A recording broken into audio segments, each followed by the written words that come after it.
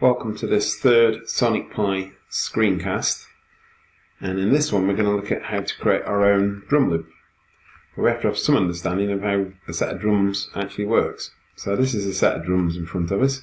This large drum that's on the floor, it's called the bass drum, makes really big bassy sound, and it's used for certainly the main first beat of any kind of drum loop. These are called tom drums, that's a floor tom. These are kind of on little stands. And this one is a special drum, it's called snare drum. It's got like a kind of mechanism in it with beads that give it a kind of rattly sound. These are cymbals, and this is a very special kind of cymbal setup called the hi-hat, which is the one that kind of keeps rhythm for the whole band. It's connected to a foot pedal, and you kind of go with that all the way through a piece of music. So we're going to create our own drum loop now in Sonic Pi. So we're using samples, and all the samples we're using are drums. So we'll start with the bass. We'll hit the bass, we'll sleep for a little while, and then we'll hit the snare. So drum, snare, hard, just down there off the bottom of the screen. And then we'll sleep again, and then we'll repeat the bass and the snare. Okay, let's see what that sounds like. Okay, so we've got the beginnings of a drum loop, and you can certainly repeat that by putting it in a repetition or iteration, as Sonic Pi calls it, inside a loop. 10 times do, and that won't quite sound right, but let's see if you can work it out. That double beat, that's because there's no rest in the beat between the final sound and the first sound when it goes through the loop. So that's a loop in Sonic Pi. But I think you'll agree, that's not the kind of drum beat that will really get people dancing. It's a straightforward 4/4 beat. What really makes human beings want to move from side to side instead of just up and down is syncopation. And syncopation is about changing these rests between these beats. So I'm going to have a large rest of 0.4 after that first snare, floor bass drum. And I'm going to put two bass drums together, and I'm doing this because I kind of hear this in my head and I know what it sounds like. And I'll put a longer rest in there, and we'll make this a shorter one there, and we'll make that a shorter one there. So let's hear what this loop sounds like now.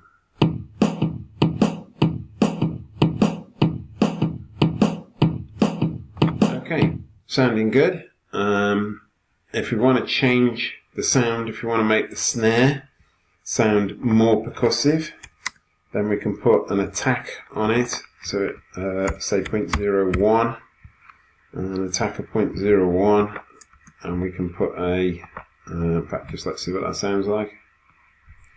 I'll put that on all the snares. So you can change the sounds of these. Yeah,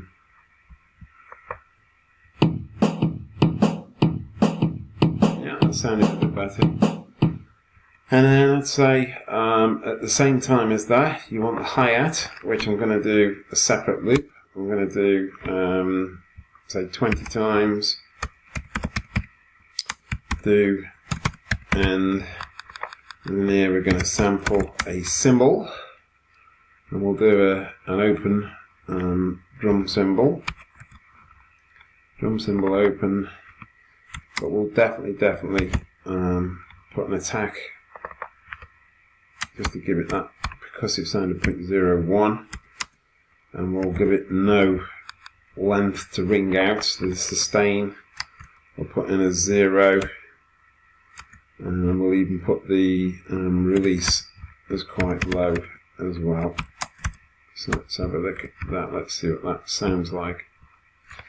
And then we'll put a sleep in there of 0.2, see what that sounds like.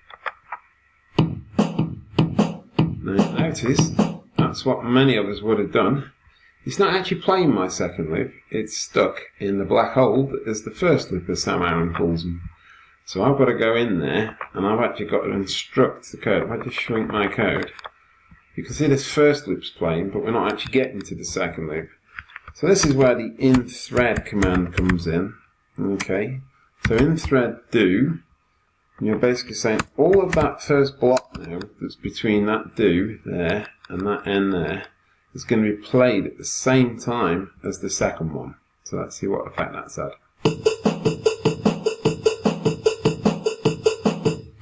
Yeah, that's okay. Just play around with it. And so, for example, I think that first beat's going to be fairly meaty. Let's see what that sounds like. And I'd probably say take the volume down on the hi-hat, which is sounding a bit loud. Yeah. So have a little play with your drum loop and see if you can perhaps write an intro to it, a bit like the one on kind of EastEnders, you know, duh, duh, duh, duh, and then you're into the loop, and then perhaps an outro, something that ends the loop, and perhaps end with a big cymbal crash of some kind. But have fun creating your own drum loop.